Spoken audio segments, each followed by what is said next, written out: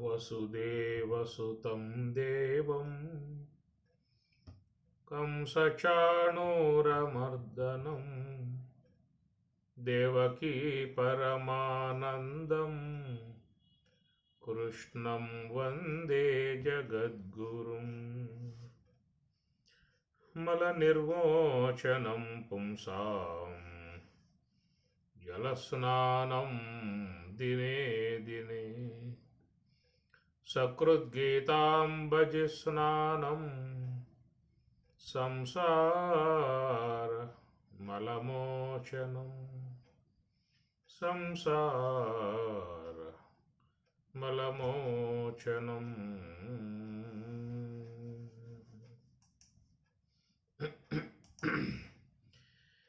భగవద్గీత 3వ అధ్యాయము కర్మయోగము. శ్రేయాన్ స్వధర్మో విగుణః పరధర్మాప్తు అనుష్ఠితాత్ స్వధర్మే నిధనం శ్రేయః పరధర్మో భయావహః. శ్రేయాన్ శ్రేయశ్చ ప్రేయశ్చ మనుష్యమేతత్ కఠోపనిషత్తు. ఈ శ్రేయస్సు అనేటువంటి అంశంతోనే కఠోపనిషత్తు ఆరంభం అవుతుంది. శ్రేయస్సు అన్నా, కైవల్యము అన్నా, మోక్షము అన్నా, నిర్వాణం అన్నా అన్నీ కూడా ఒకే అర్థాన్ని సూచించేటువంటివిగా ఉన్నాయి. ఈ శ్రేయాన్ శ్రేయ అనేది 2 సార్లుగా ఈ శ్లోకంలో స్వామివారు చెప్పటం జరిగింది. ప్రధానంగా ఈ శ్లోకం అనేది మోక్షం యొక్క సంబంధమై ఉన్న అంశాన్ని ప్రతిపాదన చేస్తున్నటువంటిదిగా గ్రహించుకోవాల్సి ఉంటుంది. కనుక ఈ శ్రేయాన్ స్వధర్మ, స్వధర్మ అనేది తనకు సంబంధించినటువంటి ధర్మం, దాన్ని మోక్షధర్మం అన్నారు. అది మరి హంస ఆశ్రయంలో ఉండి నివృత్తి మార్గంలో ప్రయాణం చేసి ఏతం అన్నమయం ఆత్మానం ఉపసంక్రమ్య ఏతం ప్రాణమయం ఆత్మానం ఉపసంక్రమ్య ఏతం మనోమయం ఆత్మానం ఉపసంక్రమ్య ఏతం విజ్ఞానమయం ఆత్మానం ఉపసంక్రమ్య ఏతం ఆనందమయం ఆత్మానం ఉపసంక్రమ్య అని తైత్రీయంలో చెప్పుకొచ్చే మాట. అన్నమయ, ప్రాణమయ ఇత్యాది వాటిని మరి దాటుకుంటూ నీ స్వరూపం యొక్క సమీపానికి నువ్వు చేరుకోవాల్సి ఉంటుంది. ఉపనిషత్తులన్నీ కూడా చెప్తున్నటువంటి మాట, నీ స్వరూప స్థితిని నువ్వు పొందాల్సి ఉంటుంది అనేది పదే పదే హెచ్చరిస్తూ ఉన్నాయి. ఉత్తిష్ఠత జాగృత ప్రాప్య వరాన్ నిబోధత క్షురస్య దారా నిశితః దుర్గః పదః తత్తత్ కవయః వదంతి. ఉత్తిష్ఠత, లే, జాగృత, మేలుకో. సమయం పోతా ఉన్నది, కాలం పోతా ఉన్నది, జీవితం మరి దరికి చేరుకుంటా ఉన్నది. మరలా ఎట్లా వస్తుందో, ఎప్పుడు వస్తుందో, ఏ విధంగా వస్తుందో కూడా ఊహించడానికి మనకు అవకాశాలు లేకుండా ఉన్నటువంటిది. వచ్చిన అవకాశాన్ని సద్వినియోగం చేసుకో. అవిజ్ఞాతే జన్మ నష్టం, విజ్ఞాతే జన్మ సార్థకం. అవిజ్ఞాతే తెలుసుకోకపోయావా, జన్మ నష్టం. వచ్చిన జన్మ నీకు నష్టమైపోయేదిగా ఉన్నది. విజ్ఞాతే జన్మ సార్థకం, తెలుసుకున్నావు అంటే నీవు నీ జన్మ సార్థకత పొందే అవకాశం ఉంటుంది అని ప్రకారంగా అనేక మంత్రాలు మనల్ని హెచ్చరిస్తూ ఉన్నాయి. త్వరపడు త్వరపడు త్వరపడు, సమయాన్ని వృధా చేసుకోమాక అనేటువంటి విధానంగా మహాత్ములు, ఋషులు బోధిస్తున్నటువంటి అంశము. కనుక మనం కాలక్షేపం చేసే అవకాశాలు లేవు. ఇంకా వేరే వేరే వ్యాసంగాలు పెట్టుకుని పోయే అవకాశాలు లేవు. ఉన్నటువంటి సమయం అంతా కూడా నీ యొక్క స్వరూప అనుభవాన్ని పొందే విధానములో దాన్ని వాడుకొనుము. కనుక ఈ విషయాన్ని మనకు ఉపనిషత్తులన్నీ కూడా భగవద్గీత 6వ అధ్యాయంలో కూడా శుచౌ దేశే ప్రతిష్టాప్య స్థిరం ఆసనం ఆత్మనః నాత్యుచ్ఛృతం నాతి నీచం శైలాజన కుశోత్తరం అంటూ సాధనా సంబంధమై ఉన్నటువంటి అంశాలని స్వామివారు పదే పదే బోధిస్తూ ఉన్నారు. కనుక ఈ ప్రకాశ తస్మాత్ సర్వేషు కాలేషు యోగయుక్తో భవార్జున, నిరంతరంగా నువ్వు ఈ సాధనలో ఉండాలనేటువంటిది ఉత్సాహాలని స్వామివారు అందిస్తూ ఉన్నారు. అలాంటి స్వరూప స్థితిని మరి మహాత్ములంతా పొంది ఉన్నారు. ఋషులంతా కూడా ఆ మార్గంలో ప్రయాణం చేసి స్వరూపానుభవాన్ని పొంది ఉన్నారు. అట్లా దేవాది దేవతలు కూడా ఈ జ్ఞాన సంబంధం యోగ సంబంధమై ఉన్న మార్గాన్ని వాళ్ళు కూడా అవలంబిస్తున్నటువంటి విధానం మహాదేవుడు, కృష్ణ పరమాత్మ, రాముడు ఇత్యాది మహాత్ముల అనగా ఋషులు, దేవతలు కూడా, ఋషులే కాదు దేవతలు కూడా ఈ మార్గాన్నే వాళ్ళు పట్టుకుని ప్రయాణం చేస్తున్న విధానం. వెలగుట సాలించి మీలిత నేత్రుడై శాంతుడై కూర్చుండి జడతలేక ప్రాణ మనోబుద్ధి పంచేంద్రియంబులు బహిరంగ వీధుల బారనీక జాగరణాధిక స్థానత్రయము దాటి పరమమై ఉండిడి పరము తెలిసి బ్రహ్మభూతత్వ సంప్రాప్త విక్రయుడై. ఇది ఋషుల యొక్క మార్గం. కేవలం బ్రహ్మము యొక్క స్వరూప స్థితిలో అట్లాగా వాళ్ళు ఉండిపోతూ ఉన్నారు. దాన్ని యోగ సమాధిగా చెప్పుకొచ్చారు. అలాంటి ఆ స్థితిని 4వ అనుభవముగా చెప్పేటువంటి యోగ సమాధి. దేవతలందరూ కూడా దీన్ని అవలంబించినటువంటి విధానం, స్వరూప స్థితిలో వాళ్ళు నిరంతరంగా ఉంటున్న విధానం. మౌన వ్యాఖ్య ప్రకటిత పరబ్రహ్మతత్వం యువానం. పరమశివుడు కూడా మౌనాన్ని వహించాడు. కరకలిత చిన్ముద్రమానందమూర్తిం. కర అంటే చేతి యందు చిన్ముద్రధారి అయి ఆనందమూర్తిం, ఆ ధ్యానములో కేవలం ఆనంద స్వరూపుడై ఉన్నటువంటి విధానం. మహాదేవుడు పరమేశ్వరుడు కూడా ధ్యాన విధానాన్ని అవలంబిస్తున్న విధానము. కాబట్టి ప్రకారంగా మనం చూసినట్లయితే భగవద్గీత అంతా కూడా ధ్యానం, యోగం, కర్మయోగం, జ్ఞానయోగం, అక్షర పరబ్రహ్మ యోగం, విజ్ఞాన యోగం, విభూతి యోగం, ఇట్లా చూస్తే అన్నీ కూడా యోగాలే కనపడతాయి భగవద్గీతలో. తస్మాత్ యోగి భవ, అయా నువ్వు యోగివికా అని పరమాత్మ ప్రోత్సాహాలను అందిస్తూ ఉన్నారు. నేను కూడా చేస్తున్నా అని చెప్పని కదా, నేను మీకు చెప్పడమే కాదు, నేను కూడా మార్గంలో ఉన్నాను, నేను కూడా ఆచరిస్తూ ఉన్నాను. ఆ స్వరూప స్థితిలో నేను నిరంతరంగా ఆనంద స్వరూపుడినై భాషిస్తూ ఉన్నాను అని కృష్ణ పరమాత్మల వారు తను స్వయంగా భగవద్గీతలో కూడా ఆయన చెప్పుకొచ్చిన మాట. ఈ విధంగా చూసినట్లయితే మరి మన సమయాన్ని ఎక్కువగా ధ్యానమునందే నిమగ్నం చేయాల్సి ఉంటుంది. దానినే ప్రతి ఒక్క వ్యక్తి యొక్క స్వధర్మము. మానవ జన్మ పొందినటువంటి వారికి ఉన్నటువంటి స్వధర్మం తన స్వరూప స్థితి పొందేటువంటి విధానములో తన ప్రయత్నాన్ని ఎప్పుడూ కూడా కొనసాగించుకోవాల్సి ఉంటుంది. ఇది శనై ఉపరమేత్తు బుద్ధ్యా ధృతి గృహీతయా.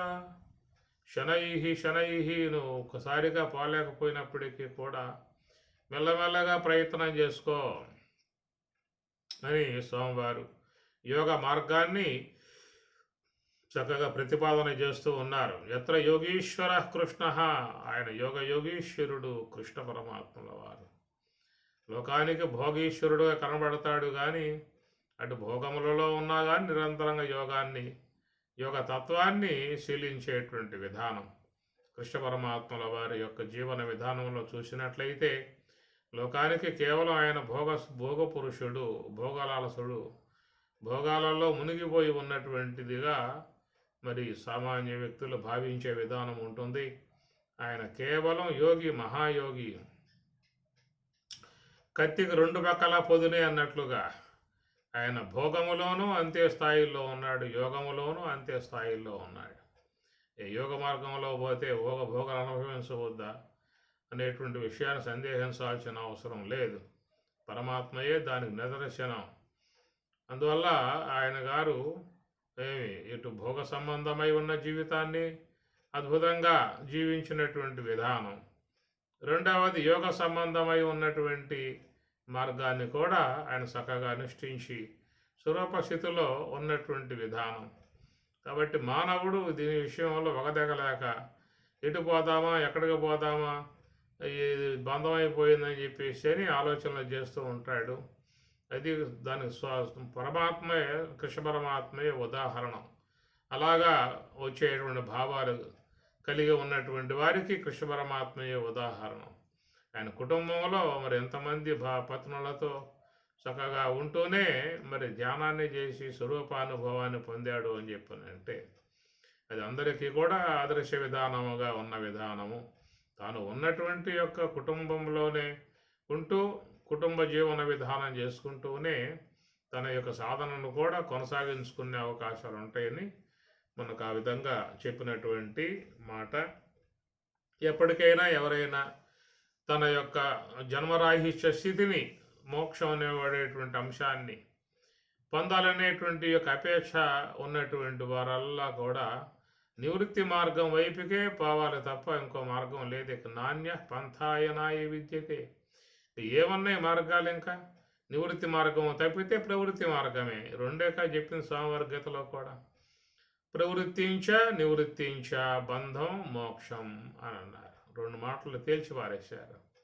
ప్రవృత్తించ బంధం, నివృత్తించ మోక్షం.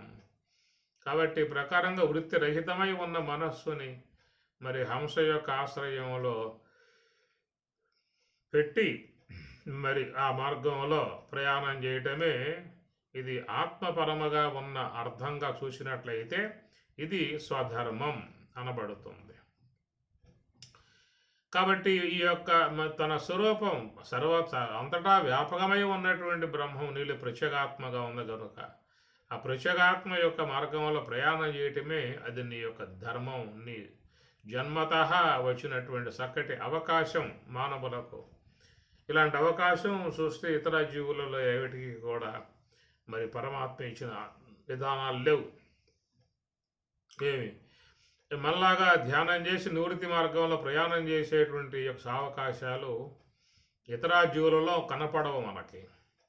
ఒక మానవ దేహం గల ప్రాణికి మాత్రమే భగవంతుడు ఇచ్చిన అవకాశం. కాబట్టి దాన్ని చక్కగా సద్వినియోగం చేసుకుంటూ తన స్వరూపం యొక్క సమీపానికి స్వరూపం యొక్క సమీపానికి చేరుకోవాలి. యుంజన్నేవం సదాత్మానం యోగి విగత కల్మషః సుఖేన బ్రహ్మ సంస్పర్శం. యోగి విగత కల్మషః. ఈ హంస యొక్క ఆశ్రయం ద్వారా గత అంటే పోవటం, విగత పోగొట్టుకున్నటువంటి కల్మషః, కల్మషములు అనేటువంటి వాళ్ళు. ఇవి చాలా స్పష్టముగా స్వామివారు నివృత్తి మార్గం యొక్క సంబంధ అంశాన్ని మరి స్వరూపము యొక్క స్థితిని పొందేటువంటి యొక్క అంశాన్ని గురించి చక్కగా స్వామివారు చెప్పుకొస్తూ ఉన్నారు. అది ఆచరించడమే మానవుని ప్రధానముగా ఉన్నటువంటి తన ధర్మం అన్నారు. స్వధర్మం అంటే తన ధర్మం. మోక్షాన్ని పొందే విధానములో నివృత్తి మార్గం తప్ప ప్రవృత్తి మార్గంలో మోక్షం అనేటువంటి మాట ఏ శాస్త్రం చెప్పటం లేదు.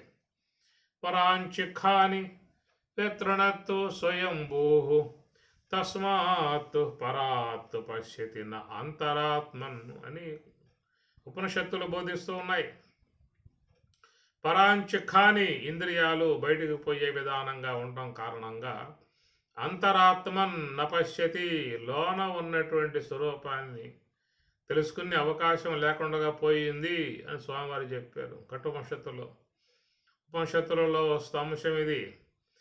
కనుక కశ్చిత్ ధీర, ఒకనొక ధీరుడు ఈ విషయాన్ని చక్కగా అవగాహన చేసుకుని అక్కడి నుంచి ఆవృత్త శిక్షు లోపలికి పోతే తప్ప మనకి మోక్షం అనగా ఆత్మ సాక్షాత్కారం పొందే అవకాశం ఉండదు అనేటువంటి విషయం శాస్త్రం ద్వారా అధ్యయనం చేసిన వాళ్ళు ఆ మార్గాన్ని తప్పనిసరిగా అవలంబించి పోగలిగే విధానం వాళ్ళు చేసుకుంటారు. ఇది స్వధర్మం. మానవ జన్మ ఎత్తినందుకు తన యొక్క జన్మరాహిత్యాన్ని కోరుకోవటం స్వధర్మం. జన్మరాహిత్యం అనేది ఇక్కడే ఈ మానవ దేహంలో తప్ప ఏ దేహంలోకి పోయినా నీకు అవకాశాలు అనేటువంటి ఏమీ లేవు. ఒక మానవ దేహం మినహాయిస్తే మిగతావన్నీ కూడా ప్రకృతికి స్వాధీనమై ఉన్నాయి. ప్రకృతి యొక్క స్వభావాలే పొంది అట్లాగే అవి జీవిస్తూ ఉన్నటువంటి విధానం. కాబట్టి ప్రకారంగా ఉపనిషత్తులు భగవద్గీత క్షుణ్ణంగా అర్థం చేసుకోగలిగితే వాళ్ళకు వచ్చేటువంటి యొక్క అంశం ఇదే, నివృత్తి మార్గ విధానమే. శ్రవణాయాపి బహుభిః న లభ్యః శృణ్వంతః అపి న విద్యుః ఆశ్చర్యవక్త కుశలోస్య లబ్ధ ఆశ్చర్యజ్ఞాత కుశలానుశిష్ట. శ్రవణాయాపి బహుభిః, ఎన్ని నువ్వు విన్నా కానీ నీకు స్వరూపానుభవాన్ని పొందలేవురా అన్నాడు. నలభ్యః, పొందలేవు అన్నాడు. శృణ్వంతః, కాబట్టి వింటున్నవాడు వినటం పూర్తి చేసినవాడు. శృణ్వంతః అపి, మొత్తం విన్నప్పటికీ కూడా నలభ్యః, లభ్యమయ్యే అవకాశాలు లేవు. కాబట్టి ప్రకారంగా ఈ ప్రవృత్తికి సంబంధించినటువంటి యొక్క అంశమంతా కూడా ఈ జగత్తుని విషయం చేయగలిగేటువంటి విధానమే దీంట్లో ఉన్నది. ప్రవృత్తి మార్గం ద్వారా ఏమిటయ్యా అంటే ఈ బయట ఉన్నటువంటి వాడు తెలుసుకోవటానికి అవకాశంగా ఉన్నటువంటి మార్గం ఇది. కనుక ఈ విధముగా ప్రకృతి 5 రకాలుగా ఉన్నది కాబట్టి 5 రకాలై ఉన్న ప్రకృతిని ఆస్వాదించాలంటే నువ్వు 5 మార్గాల్లో పోవాల్సి ఉంటుంది. ఒక మార్గంలో పోతే కుదరదు. ఎందుకంటే ప్రకృతి 5 రకాలు విభజింప చేసుకుని ఉన్నది. ఒకటిగానే ఉండాల. అదే బ్రహ్మం ఒకటిగా, ఏకం అద్వితీయం బ్రహ్మ ఒకటిగా ఉన్నది కాబట్టి అందువల్ల దానిని చేరుకోవడానికి ఒకే మార్గం అనేది ఉన్నది.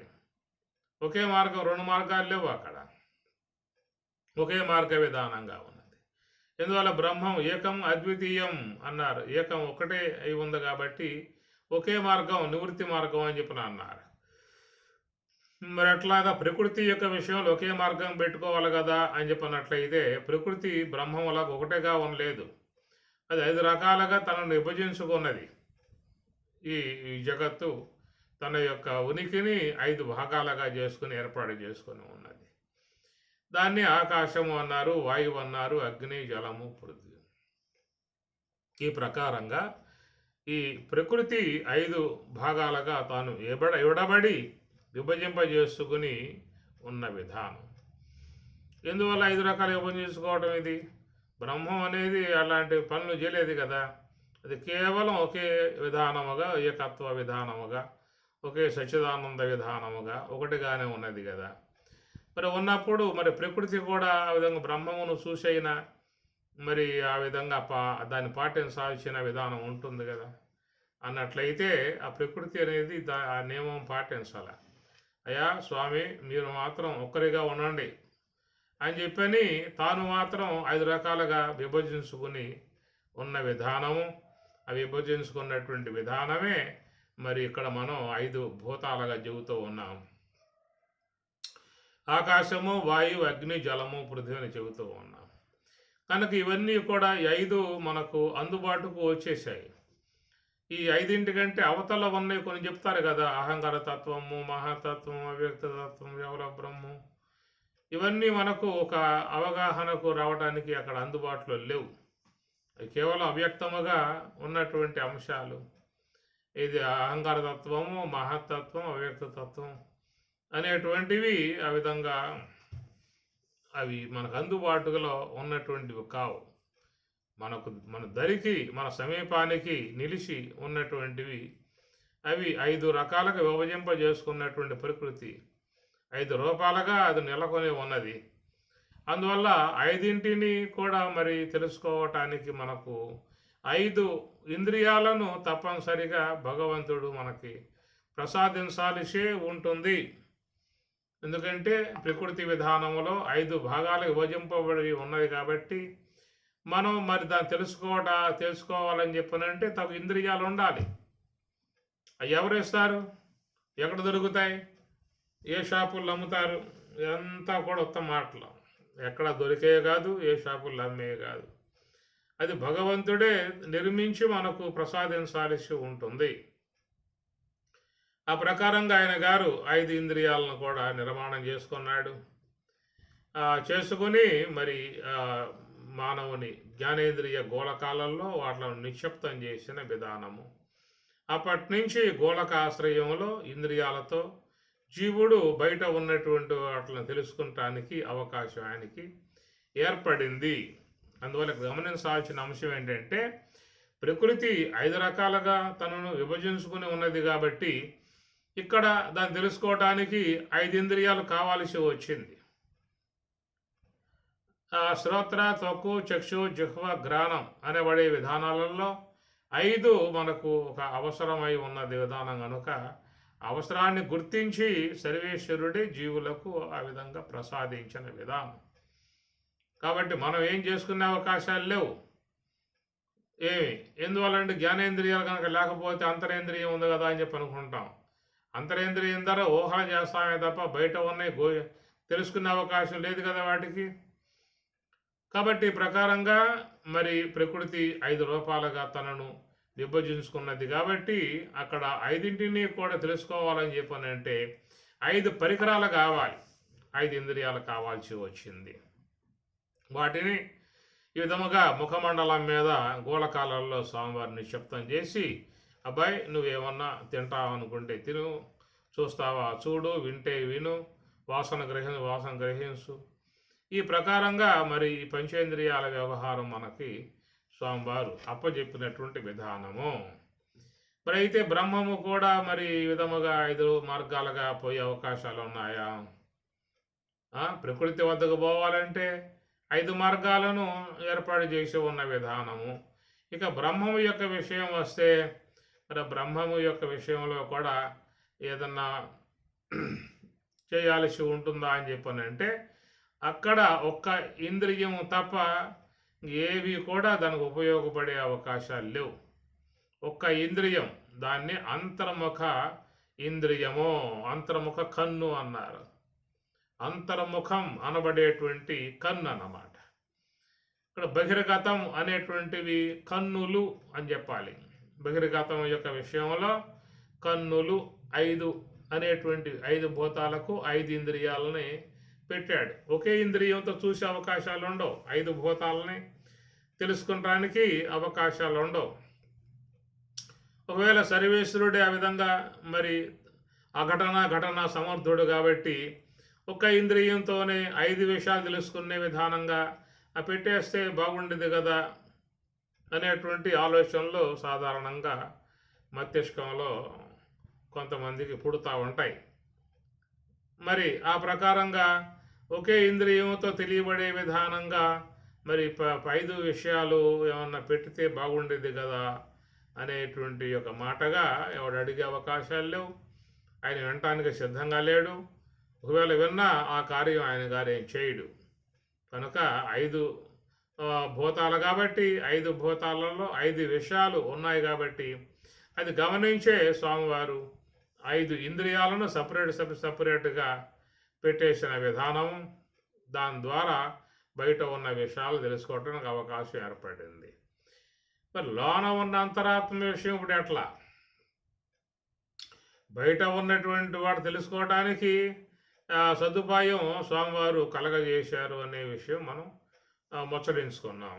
మరి ఇక ఒక పరమాత్మ విషయంగా వస్తే మరి అక్కడ కూడా ఏమైనా 5 ఇంద్రియాలు ఏమైనా ఉన్నాయా అంటే అక్కడ 5 అవసరంలా.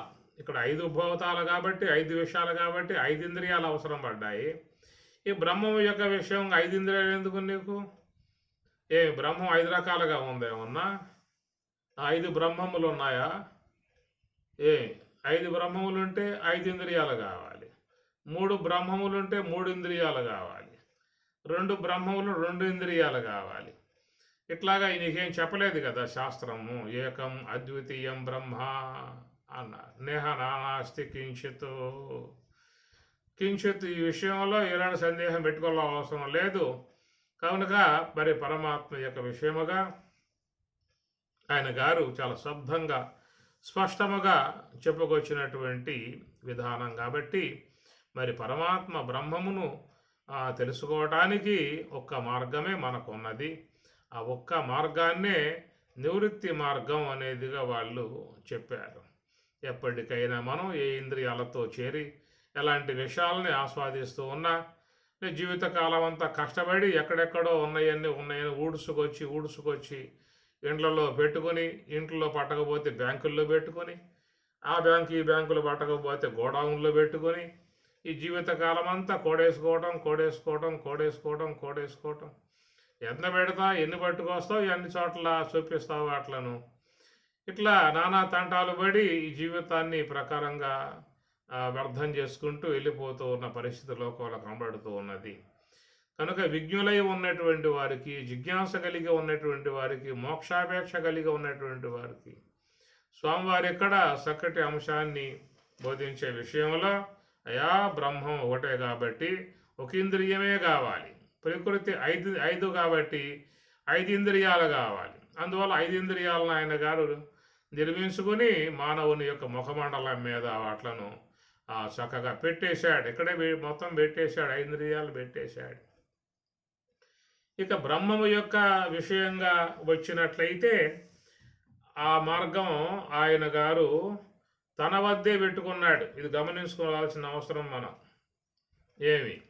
ప్రకృతి 5 రకాలుగా ఉన్నటువంటి యొక్క ప్రకృతి విషయంలో తెలుసుకోవడానికి 5 ఇంద్రియాలను ఆయన గారు నిర్మించి 5 కూడా జీవుడికి అప్పచెప్పేశాడు. నీ ఇష్టం రా అబ్బాయి, నువ్వు చూస్తావా చూసుకో, ఎక్కడికన్నా పో, ఏ దేశం అన్నా పో, ఎక్కడ పోయినా చూసుకోవచ్చు, నువ్వు ఆ కంటితో చూసుకోవచ్చు. ఇట్లాగా అలాంటి అవకాశం ఇచ్చాడు కాబట్టి అవకాశం ఉన్నటువంటి వాళ్ళందరూ కూడా చక్కగా ఫ్లైట్ ఎక్కి అనేక దేశాలకు పోయి ఎక్కడెక్కడ ఏమున్నాయో, ఏ ఏ ఏ క్షేత్రాలు ఎక్కడైతే ఉన్నాయో ఇవన్నీ కూడా గాలించి నేత్రం ద్వారా చూసుకునే ప్రయత్నం చేసుకుంటున్న విధానం. అట్లనే నువ్వు ఏ వింటావో వినొచ్చు, నీ ఇష్టం, నీకు ఇచ్చేసా ఇంద్రియం అని చెప్పి స్వామి చెప్పారు. అట్లాగా శ్రోత్రేంద్రియం ఇవ్వటం కారణంగా దాన్ని కూడా చక్కగా పనిపెట్టి ఎక్కడెక్కడ ఉన్నాయన్నీ ఎప్పుడు కూడా వింటూ చేసుకునే విధానాలుగా వాటిల్లో చాలామంది మునిగిపోయి ఉన్నారు. ఇక ఈ ప్రకారం జహ్వేంద్రియం అది ఒకటి ఇచ్చాడు. అయ్యా మీ ఇష్టం, ఎంత తింటావో తినొచ్చు, నువ్వు నీ ఇష్టం, అడ్డుపడే విధానాలే లేవు అని ప్రకారంగా యథేచ్ఛగా ఇంద్రియాన్ని ప్రసాదించాడు. దాన్ని అనుకూలంగా అందరూ కూడా మలుసుకుని అనేక రుచికరమైన పదార్థాలన్నిటినీ కూడా చేసుకుని ఇలా చేయడానికి అవకాశం లేకుండా తెలియకుండా ఉన్నట్లయితే అలాంటి వాళ్ళ కోసంగా ఎంతోమంది పుణ్యాత్ములు పరిశోధనలు చేసి మరి కొత్త వంటలు తయారు చేసే విధానాలుగా కూడా వంట పుస్తకములు అని మీకు బజారుల్లో షాపుల్లో అమ్ముతూ ఉంటారు. మీకు తెలియకపోవచ్చు, ఒకవేళ మీకు కావాలని చెప్పి అనుకున్నట్లయితే ఆ షాపులలో దొరుకుతాయి వంట పుస్తకాలు. వంటలు ఎట్లా తయారు చేయాలి, శాకాహారం కానీ ఇంకా ఇతర ఆహారాలు కానీ అవన్నీ కూడా ఆ పుస్తకాలన్నీ కూడా ఉంటాయి. అవన్నిటినీ కూడా దగ్గర పెట్టుకుని రోజుకో రకంగా మరి ఆ సంవత్సరానికి 365 రోజులు ఏదో చెబుతారు కాబట్టి ఇట్లా క్యాలెండర్ పెట్టుకుని కూడా తినకుండా ఆ విధంగా మరి సంవత్సర కాలం అంతా కూడా చేసుకోపోవచ్చు. తగినటువంటి వనరులన్నీ కూడా సర్వేశ్వరుడు ప్రసాదించాడు. ఈ ప్రకారంగా జహ్వేంద్రియం అనేటువంటిది జీవునికి అప్పచెప్పాడు. అదే అబ్బాయి నీ ఇష్టంరా, ఏం తింటావు తినుకో, నీ ఇష్టం, ఆరోగ్యం కాపాడుకో అని చెప్పని కూడా చెబుతూ ఉన్నాడు స్వామివారు. చెప్పటం నా ధర్మం, వెనకపోవటం నీ కర్మం అన్నట్లుగా కూడా ఉంటుంది. కనుక అందువల్ల ఏం తినాలో ఏం తినకూడదో కూడా ఆలోచించుకోవాల్సి ఉంటుంది. స్వామివారు మాత్రం పెట్టేశాడు, అది అప్పచెప్పేశాడు, జీవునికి అప్పచెప్పేశాడు, ఆ జహ్వేంద్రియాన్ని అప్పచెప్పేశాడు. అందువల్ల చాలామంది దీని మీదే పడ్డారు. ఎక్కువ మంది లోకంలో చూసినట్లయితే మరి మానవుని తిండి తీర్థాలని చెప్పి అన్నట్లుగా ఎక్కువగా మరి ఈ జహ్వేంద్రియం మీద ఎక్కువ మక్కువ చూపి జీవితాలను గడిపేసుకుంటూ ఉన్నారు. చూసేదాని విషయంలో కూడా పరుగులు తీసి కూడా చూసుకుంటూ ఉన్నారు. వినేటువంటివి కూడా ఎక్కడెక్కడ పట్టుకొచ్చి అవన్నీ కూడా వినటానికి ఇట్లాగా 5 ఇంద్రియాలు ఈ జీవుడికి అప్పచెప్పేసిన విధానము. అందువల్ల నువ్వు ఏం వింటావో ఏం తింటావో ఏం చూసుకుంటావు, నీ ఇష్టం రా అబ్బాయి అని అప్పచెప్పాడు. అయితే వాటి విషయాల మీద వీడు ఆలోచించుకోవాల్సి ఉంటుంది.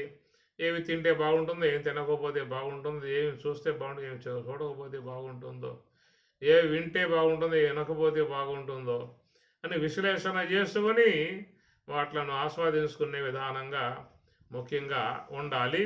మనం చెప్పుకున్న అంశం ఏంటని చెప్పానంటే ప్రకృతి 5 యొక్క విభాగాలుగా చేరిపోయి ఉంది కాబట్టి 5ంటికి కూడా తెలుసుకోవడానికి స్వామివారు 5 ఇంద్రియాలను నిర్మించి అవి జీవునికి అప్పచెప్పేసేసాడు. నీ ఇష్టంరా నువ్వు ఇవి వాడుకోవచ్చు అని చెప్పేసి అని. కనుక జీవితం ఉన్నంతకాలం నువ్వు వాడుకో అన్నాడు. మరి జీవితం అయిపోయిన తర్వాత నీకు ఇచ్చేయాలా? ఏం అవసరం అలా పట్టుకుపో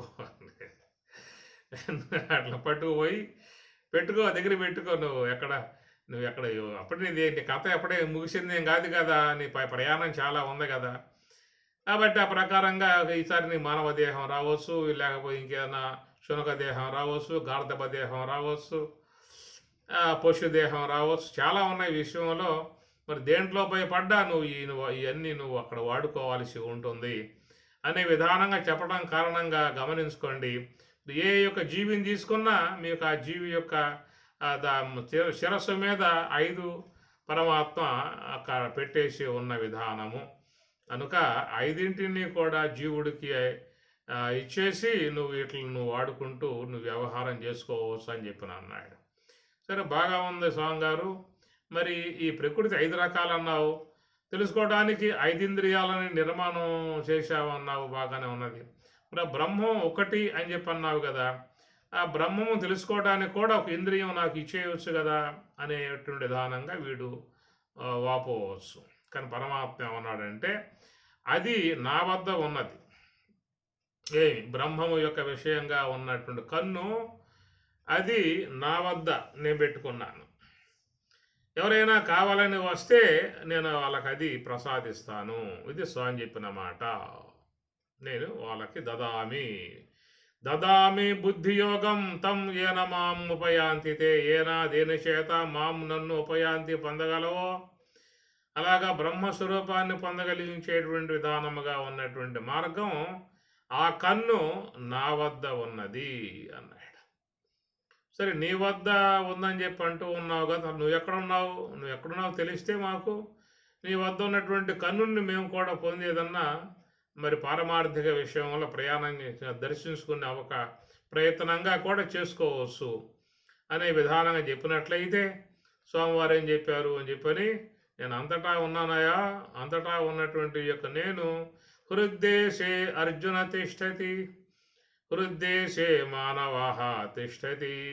కాబట్టి మానవులకు భగవంతుడు చెప్పిన మాట, నీ హృదయములందు నేను ఉన్నాను అని చెప్పిన అన్నాడు. కనుక ఆ స్వామివారు ఉన్నటువంటి హృదయం ఎక్కడ అని చెప్పనే మాట కూడా కొంచెం విచారించుకోవాల్సి ఉంటుంది. హృదయం అని చెప్పనగానే వక్షస్థలాన్ని చూపిస్తారు చాలామంది. హృదయం అని చెప్పనగానే హార్ట్, ఎడం వైపు ఉన్న హార్ట్ భాగమే హృదయము అనేది కూడా చెప్తూ ఉంటారు. కానీ శాస్త్ర విషయంలో మాత్రం హృదయము అని చెప్పనంటే ఈ కంఠం యొక్క పైభాగాన్నే హృదయము అని చెప్పిన అన్నారు. కనుక అక్కడ ఉన్నటువంటి హృదయ స్థలములో ముఖ్యంగా మరి మహాకారణము, ఘ్రాణము అనబడేటువంటిదియే అక్కడ సర్వేశ్వరుడు ఉన్నటువంటి విధానం. ఈ ఘ్రాణం అనబడేటువంటి యొక్క స్థలంలో స్వామివారు ఎందుకు కూర్చోవాలి అక్కడ అనేటువంటి ప్రశ్న వస్తుంది. మళ్ళీ ఎందుకు కూర్చోవాలని చెప్పనంటే నీ బతుకును కాపాడాలి.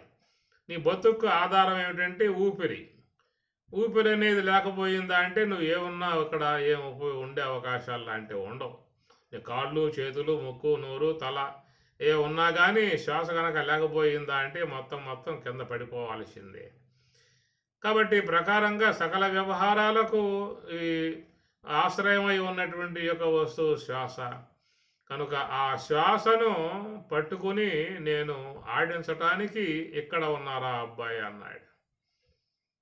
కనుక స్వామివారు ఎక్కడ ఉన్నాడనే మాటగా చూసినట్లయితే ఆయన చెప్పింది ఏంటంటే నీ యొక్క శ్వాసకు నేను ఆధారం, భరోసా కలిగి ఉన్నాను. కనుక నీ ఊపిరికి నేను భరోసా ఇచ్చాను. నా యొక్క ఆశ్రయంలో అది ఆడతా ఉన్నది. అందువల్ల అది నీకు ఇవ్వలేదు. నీకు ఇచ్చింది ఏమిటంటే పంచ ఇంద్రియాలను నీకు ఇచ్చేసాం, నువ్వు వాడుకోవచ్చు. కనుక అవి వాడుకుంటావో లేదా విశ్రాంతిని పొందింపజేసుకుంటావో అది నీ చేతుల్లో ఉన్న వ్యవహారం. అందువల్ల చాలామంది వాడుకుంటారు. అలసిపోతే ఆ విధంగా వాటిని మళ్ళీ నిద్ర సమయంలో అట్లా పెట్టేసుకుంటారు. అందువల్ల వీటిని జీవుడికి ప్రసాదించి ఉన్న విధానం కనుక అవసరాన్ని బట్టి వాటిలను వాడు యథేచ్ఛగా వాడుకోవచ్చు అనేటువంటి విధానం. కానీ ఇక్కడ ఏంటంటే ఈ శ్వాస అనేటువంటిది మాత్రం నా చేతుల్లో పెట్టుకున్నాను. ఎందుకంటే ఇంద్రియాల్లాగా ఈ శ్వాసను కూడా నీ చేతిలో పెట్టాననుకో నువ్వు నా పూటది అయిపోతావు, నువ్వు ఉండే అవకాశాలు ఉండవు. కనుక నీకు ఇచ్చే 5 ఇంద్రియాలు నువ్వు అవి చక్కగా వాడుకోవచ్చు. ఒకవేళ వాటి అవసరం లేకపోతే పక్కన పెట్టేసుకో, సుషిప్తి అవస్థలో పెట్టేసుకో, పని చేయకుండా ఉంటాయి. మళ్ళా వాటిని తీసుకుని మీ గోడకాలంలో పెట్టుకుని మళ్ళీ నువ్వు వాటిని వాడుకో. కనుక అవి మాత్రం నీకు అప్పచెప్పేసేసాను. యథేచ్ఛగా నువ్వు వాటిని వాడుకుంటావో లేకపోతే నిద్రా సమయంలో వాటి వ్యవహారం లేకుండా చేసుకుంటావో అది నీకు అంతవరకు బాధ్యతగా నీకు ఒక స్వేచ్ఛా విధానంగా అప్పచెప్పడం జరిగింది. కానీ ఈ శ్వాస అనబడేది మాత్రం అది నీకు అప్పచెప్పాను అనుకో, నువ్వు ఆపోటే పోతావు, ఉండే అవకాశాలు ఉండవు. ఈ విషయంలో నువ్వు ఉండవు, ఈ దేహంతో ఉండే అవకాశాలు లేవు. ఏం శతమానం భవతు శతాయుహు, నువ్వు 100 ఏళ్ల కాలం పాటు జీవించాలి రాబాయ్. కనుక నువ్వు 100 ఏళ్ల కాలం జీవించాలంటే ఆ శ్వాస అనేది నా చేతుల్లో పెట్టుకోవాల్సి ఉన్నది. కాబట్టి ఆ ప్రకారంగా ఆ శ్వాస అనేది నేను ఆడిస్తూ హృద్దేశి అర్జున తిష్టది, ఆ హృదయం మహాకాల హృదయంలో ఉండి ఈ శ్వాసను ఆడిస్తున్నాను అని చెప్పనే మాటగా స్వామి చెప్పారు. ఆ ప్రకారంగా ఆయన గారు మనకు చక్కగా మూల వస్తువులాగా ప్రాణపతిగా ఏర్పడి ఉన్న విధానం. కాబట్టి ఆ సర్వేశ్వరుడు చెప్పిన మాట ఏంటంటే, అయ్యా నీవు బ్రహ్మము అనేటువంటి పారమార్థిక వస్తువు విషయం దాన్ని ఏమన్నా నువ్వు కనుక దర్శించుకునే ఉద్దేశము, దాంట్లో లీనమైపోయే ఉద్దేశము ఏదైనా కావచ్చు, నీకు అలాంటి యొక్క అపేక్షలు ఉన్నట్లయితే నువ్వు ఇంద్రియాలను ఆశ్రయించమాక నన్ను ఆశ్రయించు అన్నాడు. మామేకం శరణం రజాహం త్వా సర్వపాపేభ్యః మోక్షయిష్యామి. మామేకం శరణం రజ, నన్ను శరణ వేడు అంటూ ఉన్నాడు. కాబట్టి మహాకారణమునందు ఊపిరికి ఆధారముగా ఉన్న నేను, ఆ సమస్త జీవుల్ని బతికిస్తున్నటువంటి యొక్క నేను. ఎందుకంటే జీవుడు అనేటువంటి వాడు ఏ దేహంలో ఉంటాడో ఆ దేహం వరకే ఉంటాడు. అన్ని దేహాలలో ఆ ఒక్క జీవుడే ఉండడు. కనుక ఎవరి యొక్క దేహంలో ఉంటాడో జీవుడు ఆ దేహంలో వరకు మాత్రం వ్యవహారం చేసుకోవాల్సి ఉంటుంది.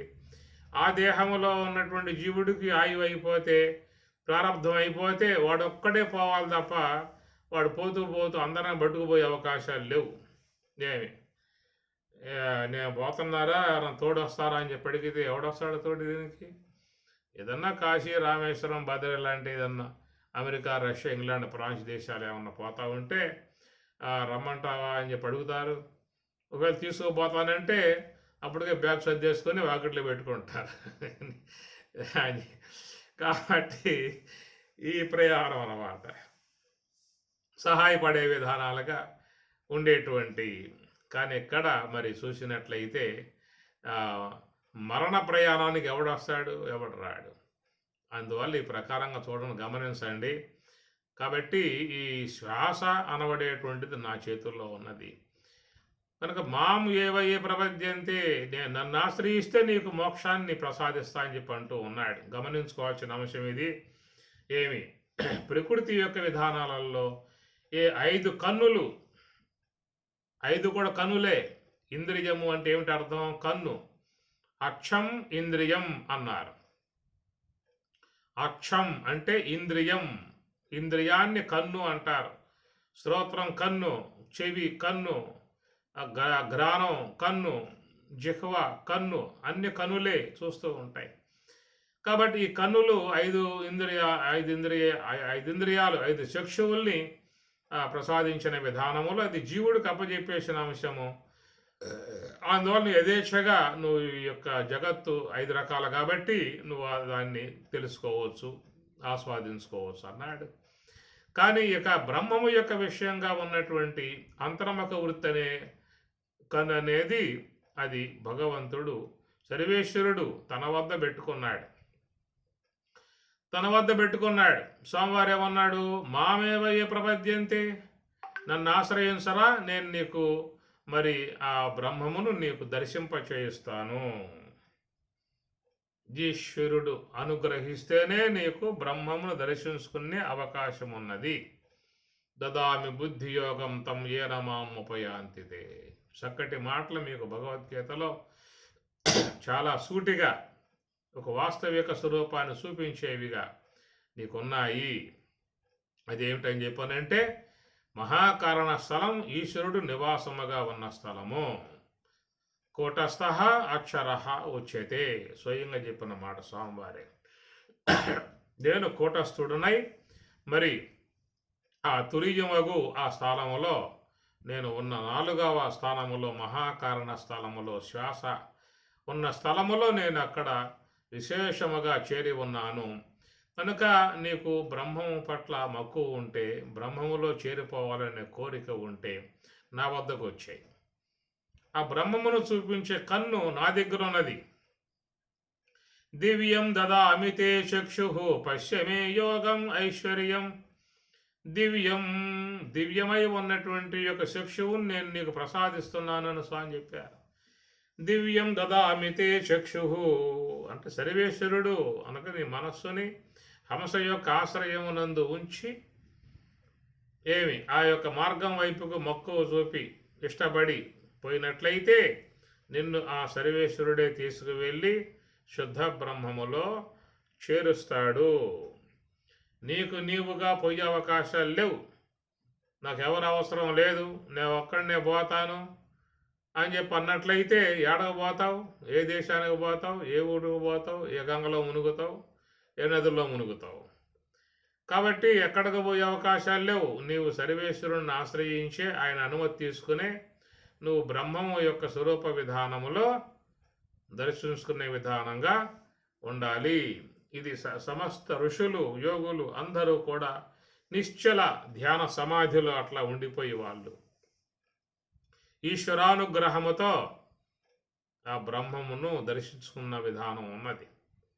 ఇదే శరమ శ్లోకం కూడా, సర్వధర్మాన్ పరిత్యజ్య మామేకం శరణం రజ అహం త్వా సర్వపాపేభ్యః మోక్షయిష్యామి. మోక్షాన్ని నీకు ప్రసాదిస్తూ ఉన్నాను, బ్రాహ్మీ స్థితిని కలగజేస్తూ ఉన్నాను అని చెప్పి అన్నారు. కాబట్టి ఈ విషయం అందరూ కూడా గమనించుకోండి. 5 ఇంద్రియాలను ఆయన నిర్మించి అవి జీవుడికి అప్పజెప్పేసిన అంశమైపోయింది. ఇక బ్రహ్మము యొక్క శుద్ధ బ్రహ్మము యొక్క విషయంగా చూసినట్లయితే ఆ కన్ను తన వద్దనే ఆయన గారు పెట్టుకున్నాడు. ఆ కన్ను అంతర ఇంద్రియము, అదే దాని పేరు నామకరణం. కనుక అంతర ఇంద్రియం, అంతరముఖ వృత్తియే అంతర ఇంద్రియముగా ఉన్నటువంటిది. కనుక అది సర్వేశ్వరుని యొక్క సన్నిధిలో ఆయన సమీపములో ఆయన పెట్టుకున్నాడు. ఆయన్ని ఆశ్రయిస్తే నీకు ఆ కన్నుని ప్రసాదిస్తాడు. నువ్వు దా యొక్క పరమాత్మ యొక్క స్వరూప దర్శనాన్ని చేసుకోవచ్చు. ఇది ముఖ్యముగా ఉన్నటువంటి అంశము. శ్రేయాన్ స్వధర్మ. ఇది పుట్టుక ఎవరైతే మానవ జన్మగా వచ్చారో వాళ్ళకి ఇది విశేషముగా ఉన్నటువంటి స్వధర్మ ప్రక్రియ. దీని ద్వారా నీకు శ్రేయాన్ మోక్షం అనేటువంటిది సిద్ధిస్తుంది. విగుణ పరధర్మాత్ అనుష్ఠితాత్. ఇక్కడ విషయం చూసినట్లయితే పరధర్మాత్, పర అంటే తనకంటే తన స్వరూపముకు బ్రహ్మము కంటే అన్యముగా ఉన్నటువంటి సకల దేవతలు తీసుకోండి. అది కనుక వారందరూ కూడా బ్రహ్మము కంటే వేరుగా ఉన్నటువంటి విధానాలు. అది మీకు ముండకోపనిషత్తుల్లో వస్తుంది. ఎవరైతే యజ్ఞముల ద్వారా దేవతలను ఆరాధిస్తూ ఉన్నారో అలా ఆరాధించేటువంటి వారికి వాళ్ళు చేసే ప్రయాణం ఓటి పడవల వంటి ప్రయాణము. ఆ సముద్ర ప్రయాణం చేసేవాళ్ళు ఓటి పడవలు వేసుకుని ప్రయాణం చేసినట్లయితే అది ఏమన్నా కాస్త డ్యామేజ్ అయ్యింది అని చెప్పానంటే సముద్రంలో మునగటమే అని చెప్పేసి అని. ఇవన్నీ కొన్ని నియమాలతో, చాలా రిస్కులతో, నియమాలతో, కట్టుబాట్లతో ఈ చేరి ఉన్నటువంటి విధానాలు నీ స్వరూపము కంటే వేరుగా ఉన్నటువంటి ఏవైతే దేవతా సంబంధ మూర్తులు ఉన్నాయో అవన్నిటిని వాళ్ళందరినీ కూడా సేవించాలనేటువంటి యొక్క అపేక్ష ఉన్నటువంటి వారు ముఖ్యంగా వాళ్ళ పట్ల ఆరాధన చేసే వాళ్ళకి ఫలాపేక్ష ముఖ్యంగా ఉంటుంది. కనుక ఆ దేవతను ఆరాధిస్తే నాకు అలాంటి ఫలితం వస్తుంది, ఈ దేవతను ఆరాధిస్తే ఈ ఫలితం వస్తుంది అని ఎక్కువగా ఆశ్రయించే వాళ్ళందరూ కూడా తమ యొక్క జీవన విధానంలో కావాల్సిన ప్రయోజనాలన్నీ పొందటానికి ఆయా దేవతలను ఆరాధించే విధానం ఉన్నది లోకంలో. ఏమి దేవాన్ భావయతానేన తే దేవా భావయంతవః పరస్పరం భావయంతః శ్రేయః పరం అవాప్స్యత. కాబట్టి చాలామంది లోకంలో దేవతలను ఆరాధించిన విధానంలో వాళ్ళ నుంచి వాళ్ళు కావాల్సినటువంటివి కోరుకుంటూ ఉన్నారు. ఇవి ముఖ్యంగా దీంట్లో మరి ఇచ్చలు కోరికలు ఎక్కువ ఉంటాయి. అక్కడ ఏ దేవతనైనా ఆరాధిస్తున్నారు అని చెప్పనంటే ఆ దేవతా సంబంధ అనుగ్రహంతో వాళ్ళు ఏదైనా పొందాలనేటువంటి కోరికలు ఉంటాయి. కోరికలతోనే ఆరాధనలన్నీ కూడా చేరి ఉన్నాయి. ఆయా దేవతలను ఆయా కోరికలను అనుసరించి సేవించే విధానం ఉంటుంది. కాబట్టి ఇలాగా మరి చేసేటువంటి యొక్క విధానాలు తనకంటే అన్యముగా ఉన్నటువంటి పురాణాలలో చెప్పేటువంటి ఏ దేవతామూర్తులైతే మహిమాన్వితులై ఉన్నారో అలాంటి వారిని ఆరాధించేటువంటి యొక్క విషయంలో కొన్ని నియమాలు చక్కగా పాటించాల్సి ఉంటుంది, విధి విధానాలు పాటించాల్సి ఉంటుంది. ఏమాత్రం కనుక బెసిగిందా అని చెప్పనంటే అది చివరికి తన మెడకు చుట్టుకునే పరిస్థితులు కూడా ఏర్పడతాయి. కనుక అవన్నీ కూడా ఓ సశాస్త్రీయతను పాటించి వాళ్ళు ఎట్లా ఆరాధించాలో, ఏ విధంగా ఆరాధించాలో, ఏ పదార్థాలని తయారు చేయాలో, ఏ పుష్పాలతో పూజించాలో, ఏ భాగం వల్ల పెట్టుకోవాలో, ఎలాంటి శుచిర్భూతులే చేయాలో, ఏ సమయంలో చేయాలో, ఎట్లాగా చేయకపోతే ఎలాంటి ప్రమాదాలు వస్తాయో ఇవన్నీ కూడా నీకంటే అన్యముగా ఉన్నటువంటి యొక్క దేవతారాధన సంబంధమై ఉన్నటువంటివన్నీ కూడా ఆయా దానికి తగిన విధానాలన్నీ కూడా శాస్త్రకారులు చెప్పుకొచ్చిన విధానం. అంటే యజ్ఞముల ద్వారా కూడా దేవతలను ఆరాధించే విధానం ఈ పూర్వకాలంలో బాగా చేశారు. కామాత్మాన స్వర్గపర జన్మ కర్మ ఫలప్రద క్రియా విశేష బహుళం భోగైశ్వర్య గతిం ప్రతి భోగైశ్వర్య ప్రసక్తానాం దయా అపహృత చేతసాం వ్యవసాయాత్మిక బుద్ధి. పరమాత్మ అక్కడ మరి కామాత్మాన స్వర్గపర జన్మ కర్మ ఫలప్రద ఇవన్నీ కూడా ఉన్నటువంటి కోరికలు. మరి అవన్నీ కావాలనే ఉద్దేశంతో ఆయా దేవతలను ఆరాధించేటప్పుడు వాళ్ళ దగ్గర చాలా జాగ్రత్తలుగా ఉండాలి, చాలా చక్కగా భయభక్తులు కలిగి ఉండాలి, వినయ విధేయతలు కలిగి ఉండాలి, వినమ్రులై ఉండాలి, సుశాస్త్రీయతను పాటించాలి, ఎలాగా పూజించాలో, ఏడుతో పూజించాలో అవన్నీ కూడా అక్కడ కొంచెం నియమాలు చాలా ఉండేటువంటి విధానం. కానీ ఈ స్వస్వరూప విధానంగా పోయేవాడికి నియమాలు ఎక్కడ? పద్మాసనం వేయాలండి, పద్మాసనం వేయకపోతే ధ్యానం కుదరదు, అది వేయకపోతే నీకు మోక్షం వచ్చే అవకాశం లేదు అని ఎవరైనా చెప్పారు నీకేమన్నా? నేను పద్మాసనం వేయాలా? ఏడేస్తారు పద్మాసనాన్ని? ఏదన్నా పిల్లకాయలుగా ఉన్న వాళ్ళైతే వేసే అవకాశాలు ఉంటాయి. నేను పద్మాసనం వేయాలంటండి, అది వేయకపోతే ధ్యానం చేసే అవకాశం కాదట, మోక్షం రాదట అని చెప్పి ఉద్దేశంతో ఈ కాలు ఈ వైపుకి, ఆ కాలు ఆ వైపుకి లాగామనుకో పటకమందని చెప్పి అనుకోండి, ఆసుపత్రిలో పడుకోవాల్సి వస్తుంది. కనుక దీనికి నియమాలు ఇక్కడే నీకేం పెట్టలా. నువ్వు పద్మాసనం వేస్తావో, వీరాసనం వేస్తావో, స్వస్తికాసనం వేస్తావో, వజ్రాసనం వేసుకుంటావో, లేక కాళ్ళు బారస కమ్మగా పడుకుంటావో నీ ఇష్టం.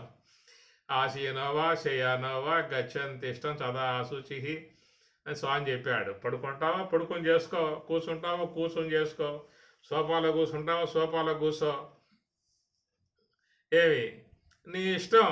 నువ్వు సాపేసి కూర్చుంటావు కూర్చోలేకపోతే పేటేసుకు కూర్చో, అది కూర్చోలేకపోతే కుర్చీ వేసుకు కూర్చో, అది నీకు అసౌకర్యంగా ఉంటే సోఫాలో కూర్చో, అన్ని అసౌకర్యంగా ఉంటే బెడ్ మీద పడుకో చెప్పుకోవచ్చు. ఇదంతా నీకు పూజ చేసే విధానం ఉంటుంది. ఎవరైనా చక్కగా పడుకొని యజ్ఞం చేస్తారా? పూజ చేస్తారా? చెప్పండి. మీ ఇళ్లలో పూజ చేస్తున్నప్పుడు పడుకొని చేస్తారా? అవకాశాలు లేవు. అదే చేసామనుకో ఆ దేవత కొడుతుంది అమ్మని. ఏమైనా బుడగం చేస్తావా అని చెప్పని కొడుతున్నాం నా దేవత. ఆ దేవత ఉన్నాయి మొత్తం పోతాయి. లేని రావడం కాదు, ఉన్నాయే పోతాయి మొత్తం. ఏమాత్రం పొరపాటు జరిగిందా అని చెప్పనంటే ఉన్న ఆశలు మొత్తం కూడా పోయే అవకాశాలు ఉన్నాయి అక్కడ. ఎందుకంటే దేవత అనుగ్రహం కలిగితే వస్తాయి, ఆగ్రహం కలిగితే మొత్తం పోతాయి అన్నమాట. అది అట్లా ఆగ్రహించాక ఇంద్రుడి యొక్క సంపద అంతా సముద్రం పడిపోయింది.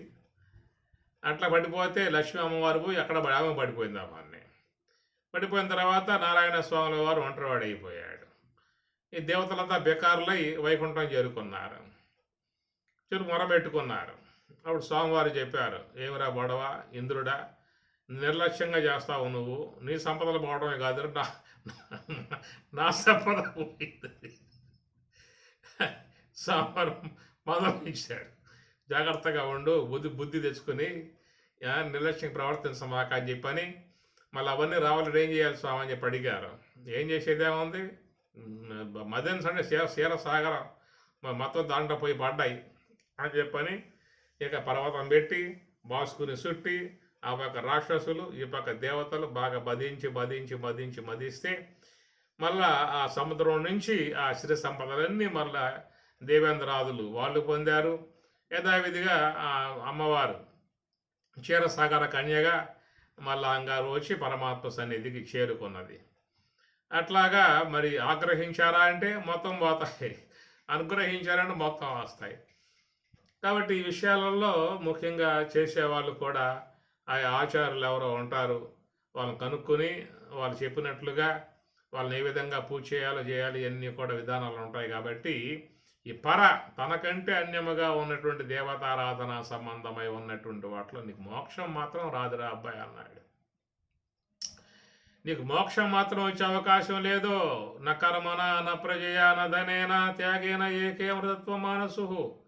న కర్మన, నీకు కర్మల వల్ల యజ్ఞయాగాది పూజల వల్ల ఏవైతే ఉన్నాయో అవన్నీ కూడా మోక్షకారకములుగా చెప్పలా మీకు. అవన్నీ కూడా నీకు కావాల్సినటువంటివన్నీ భౌతికంగా ఉన్నటువంటి సంపాదించుకోవచ్చు అని చెప్పారు కదా. కామాత్మాన స్వర్గవర జన్మ కర్మ ఫలప్రదాం క్రియా విశేష బహుళాం భోగైశ్వర్య గతిం ప్రతి భోగైశ్వర్య ఇవన్నీ నీ ఇష్టం, అవన్నీ ఇస్తా అని చెప్పి. మోక్షం ఎవరా అండి, ఇది మోక్షం ఎవడిస్తారండి నీకు అక్కడ? మోక్షం ఇవ్వాలంటే చెప్పారు కదా స్వామివారు, శ్రేయాన స్వధర్మం, అది నువ్వు ఆచరించుకో. ఆ మార్గంలో ఈశ్వరుడు సన్నిధిలో ఉంది ఆ మార్గం, ఈశ్వర సన్నిధిలో ఉంది ఆ కన్ను, ఈశ్వర సన్నిధిలో ఉన్నది ఆ స్వరూప స్థితిని పొందేటువంటి అవకాశం. అక్కడికి పోవాలి నువ్వు.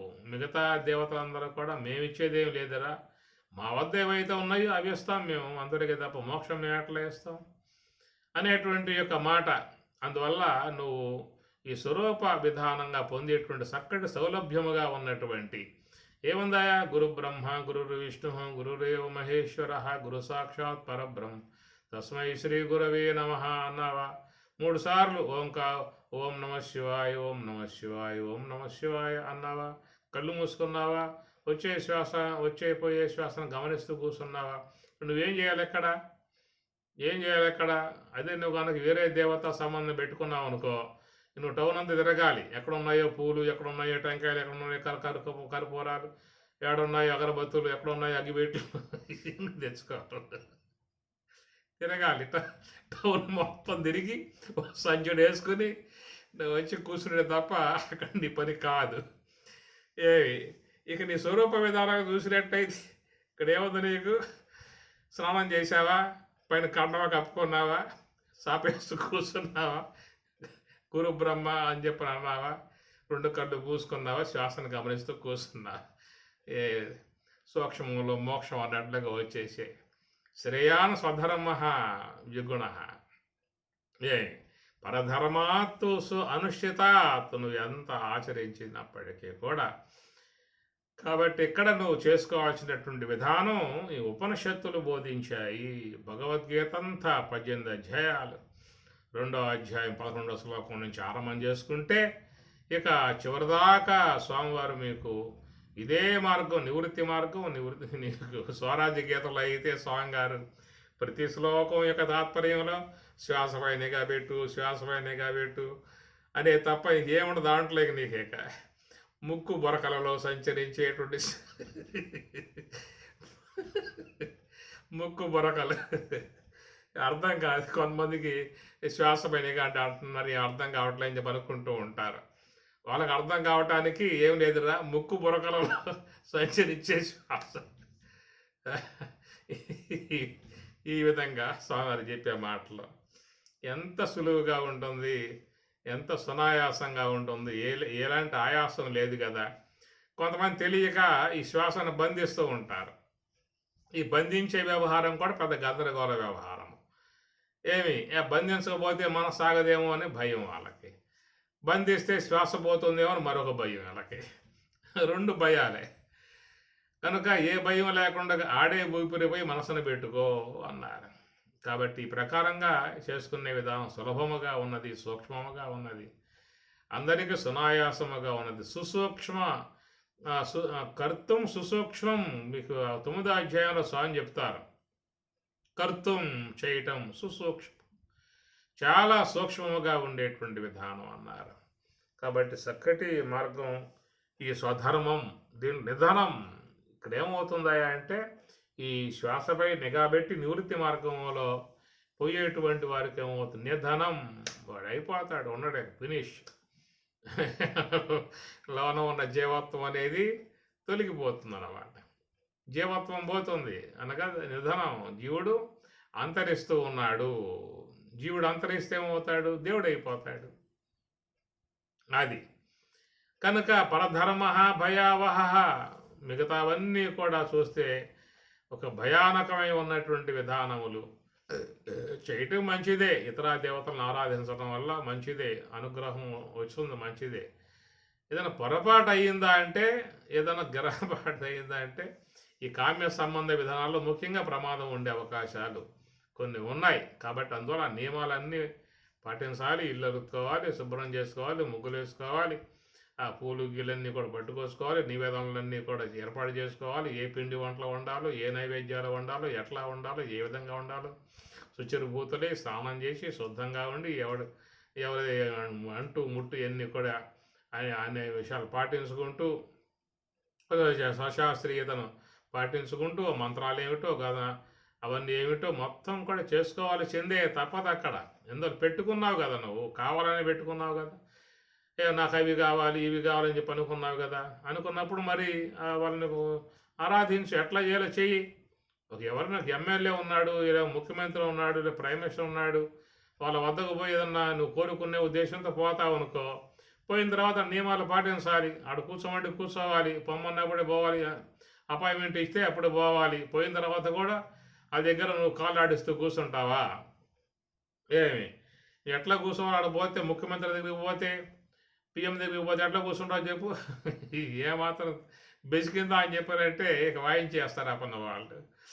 అంత భయభక్తులతో ఆడు కూర్చుంటే నీకు పనులు అవుతాయి అన్నమాట. ఇక్కడ కూడా మరి పిఎం లాగా సీఎం లాగా ఉన్నటువంటి విధానాలు అన్నమాట. నియమాలను నువ్వు పాటించాలి. ఇక్కడ పాటించబోయావా, కోపం వచ్చిందంటే ఇడ్చుకొడతారు ఆ పని, మొత్తం ఉన్నాయి, మొత్తం పోతాయి. ఇవన్నీ కూడా ఈ కామ్య సంబంధమై ఉన్న కర్మలు ఏవైతే ఉన్నాయో అవన్నీ జాగ్రత్తగా సశాస్త్రీయతను పాటించుకుంటూ చేసుకుంటేనే తప్ప, లేకపోతే భయావహ, అది నీకు భయాలను కలగజేసేవిగా ఉంటాయనేటువంటిది గమనించుకోవాల్సిన అంశము. కాబట్టి ఆరాధనా సంబంధ అంశాలు ఉన్నాయి, యోగ సంబంధమై ఉన్న అంశం శాస్త్రం చెప్పింది. కాబట్టి ఈ పూర్వ భాగమంతా కూడా దేవతా సంబంధమై ఉన్న ఆరాధనా విధానాలు చెప్పుకొస్తే దానికి ఎట్లా చేయాలో, ఏ విధంగా చేయాలనే మాటలన్నీ ఈ పూర్వమీమాంస శాస్త్రం జైమిని ఇచ్చాడు. బ్రహ్మసూత్రం లాగా ఆయన ఇచ్చాడు, దాన్ని చూసుకోవాల్సి ఉంటుంది. అక్కడ మంత్ర భాగాలలో తేడాలు ఉన్నట్లయితే అది పూర్వభాగ విధానం. ఆ పూర్వభాగ విధానాలలో చక్కగా ఇవన్నీ కూడా పాటించుకోవాల్సి ఉంటుంది. ఆ ఉత్తరాసురుడు అనేటువంటి వాడు మరి ఇంద్రుణ్ణి ఎదుర్కొని ఆయన్ని ఏదో చేయాలనే ఉద్దేశంతో వాడు యజ్ఞం తలపెట్టాడు. ఆ తలపెట్టినప్పుడు వాడు కోరుకునే విధానంలో ఇంద్రుడు నా చేతిలో చావాలి అనేటువంటి మాటగా కోరుకోబోయి ఇంద్రుని చేత నేను సాగుపడాలి అనేది ఇప్పుడు కోరుకున్నాడు.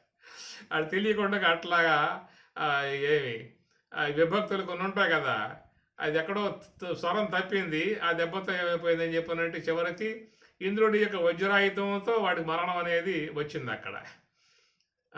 ఈ కోరుకోటాల్లో కూడా కొంచెం జాగ్రత్తగా కోరుకోవాలి. ఈ కుంభకర్ణుడు కూడా నిర్దయ దేహి అని వాడు కోరుకోవాలనుకున్నాడు, తపస్సు చేశాడు. బ్రహ్మదేవుడు వచ్చిన తర్వాత కోరుకోరా అబ్బాయి, ఏం కావాలో ఇస్తా, దానికి వచ్చాను అన్నాడు. వాడు నిర్దయ దేహి అనే విధానాలలో నిద్రదేహి అన్నాడు. వాడు కించిత్ పొరపాటు. ఏవి నిద్ర అన్నప్పుడు దకారం పైన ఉండాలి, రకారం కింద ఉంటుంది అన్నమాట. నిర్దయ అన్నప్పుడు రకారం పైన ఉండాలి, దకారం కింద ఉండాలి. అదేమైందో మొత్తానికి పైన ఉన్న రకారం కిందకు వచ్చి కింద ఉన్న దకారం పైకి పోయింది. నిద్రదేహి అన్నాడు. సరే అబ్బాయి మంచిదిరా, నువ్వు తినే తిండికి నిద్ర నీకు సరిపోతుంది, 6 నెలలు తిను, 6 నెలలు పడుకో అనేసాడు. అట్లా అయిపోయింది పరిస్థితి. సరే ఇవన్నీ కూడా ఉంటాయనుకోండి, ఈ కామ్యకర్మలన్నీ కూడా. సరే జపం మాత్రం మంచిగా చేసుకుందాం, దానికి ఏం తప్పు లేదు.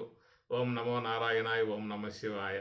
ఈ కామ్య సంబంధ కర్మలు మాత్రం కొంచెం జాగ్రత్తగా వాటిని చేసుకోవాల్సి ఉంటుంది కాబట్టి, లేదా భయావహ భయానకవాయ. అందువల్ల శ్రేయాన్ స్వధర్మ.